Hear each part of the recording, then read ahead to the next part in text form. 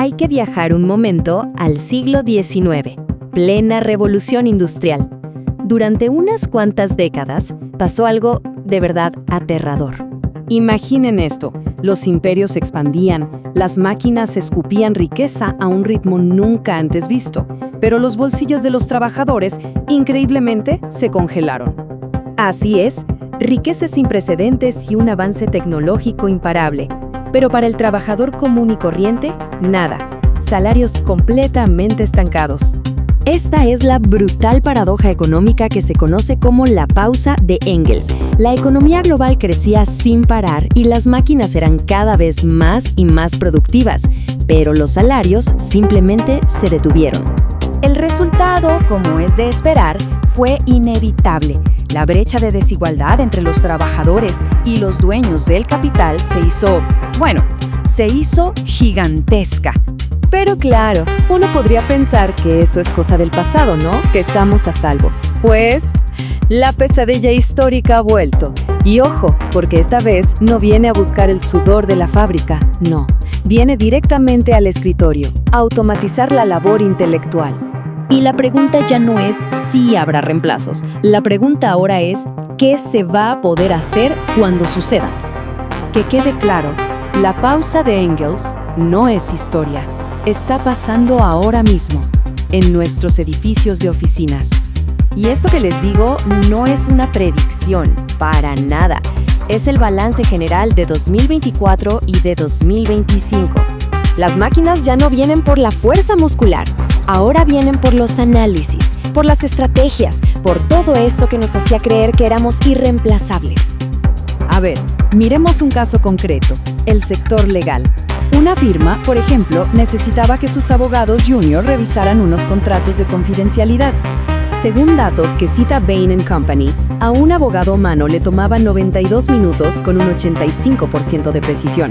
Hoy, un modelo de inteligencia artificial lo hace en solo 26 segundos y encima con un 94% de precisión. Y atención a este gráfico, porque aquí está la clave de todo.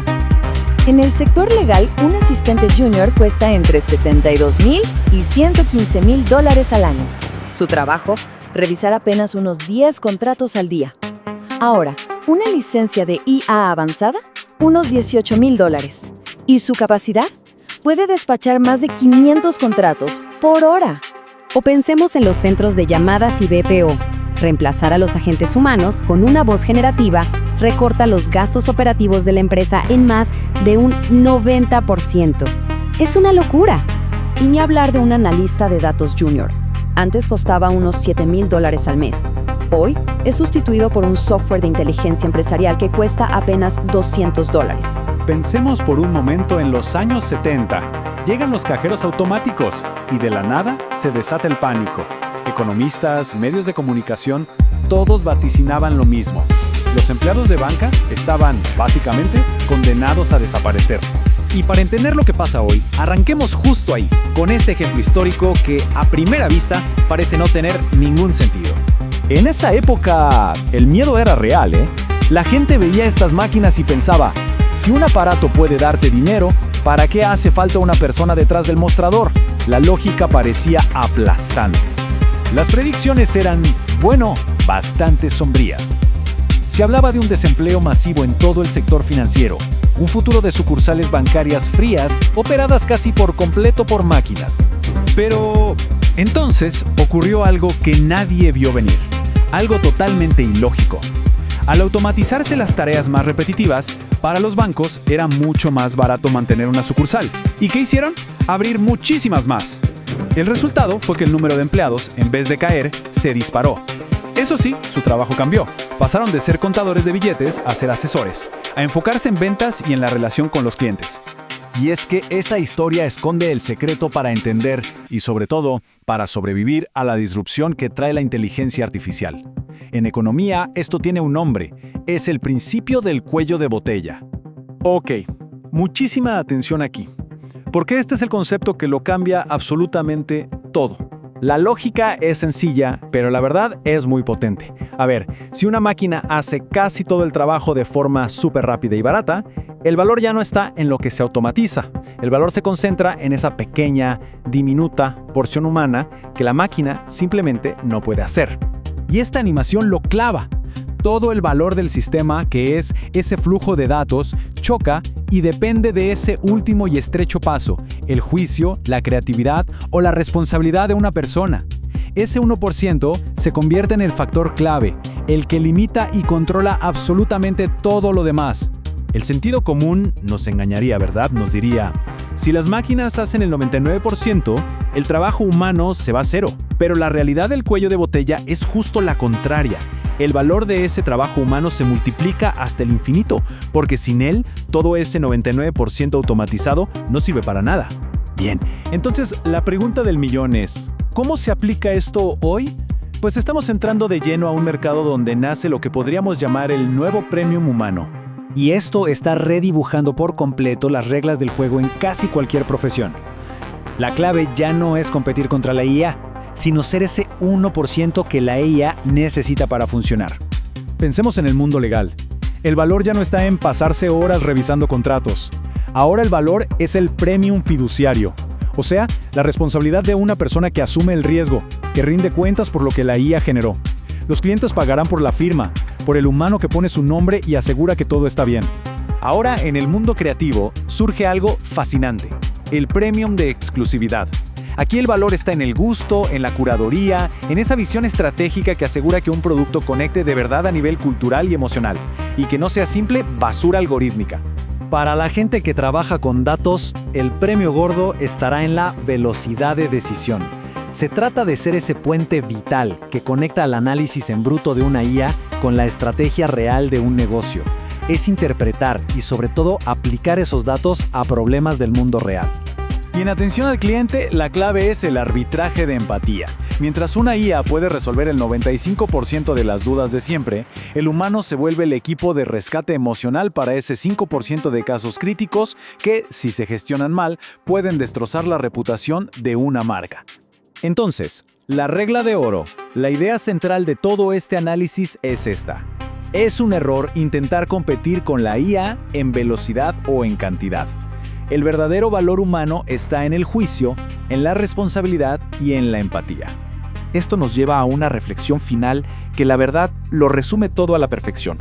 Porque en esas decisiones críticas, donde hay mucho en juego y las consecuencias son reales, la confianza sigue y seguirá depositándose en el juicio humano. Justo ahí es donde reside el valor en esta nueva era. Si este análisis ha aportado algo de claridad, no olviden darle a me gusta y suscribirse para no perderse el que viene. ¡Hasta pronto! Ok, para realmente captar la magnitud de la disrupción que está causando la inteligencia artificial, es clave que analicemos una paradoja. Los investigadores le han puesto un nombre: el efecto boomerang. Y es justo aquí donde esta historia, créanme, se pone muy interesante. La promesa sonaba genial, ¿no? Adoptar la IA generativa así como una solución mágica para bajar costos, para reemplazar humanos. Pero bueno, esa fe casi ciega en la tecnología trajo una consecuencia que nadie, de verdad nadie se esperaba. Y entonces la realidad nos dio un golpe. Y fue un golpe duro.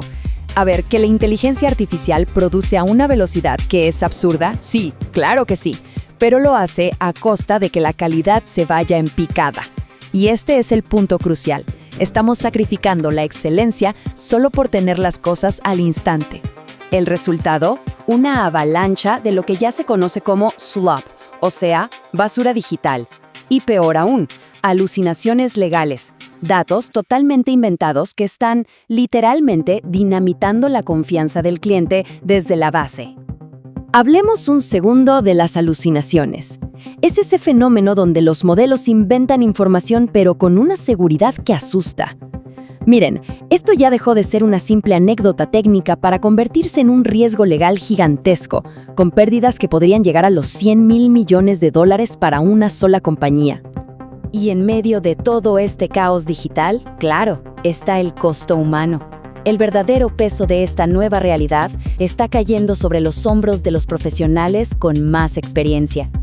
Nos se lo vendieron como la IA barata, Pero la verdad es que es una trampa. En lugar de liberar a los expertos, los ha encadenado a una nueva forma de trabajo que es agotadora. Ahora tienen que revisar y corregir sin parar los errores de los algoritmos. A esto lo llaman el síndrome de la niñera. Es que los empleados más valiosos, en vez de estar liderando o innovando, se han convertido en una especie de cuidadores de la IA. Están perdiendo más tiempo supervisando algoritmos que el que antes usaban para formar a sus propios equipos. Y los números, bueno, los números son brutales, pero lo confirman todo. El tiempo de concentración de un gerente puede caer hasta un 40%. La conclusión es una sola, y no hay cómo escaparle. El sistema no se ha vuelto más inteligente, para nada. Simplemente está más sobrecargado. Estamos quemando a nuestros mejores talentos solo para que limpien el desastre que deja la máquina. Bien, hagamos una pausa.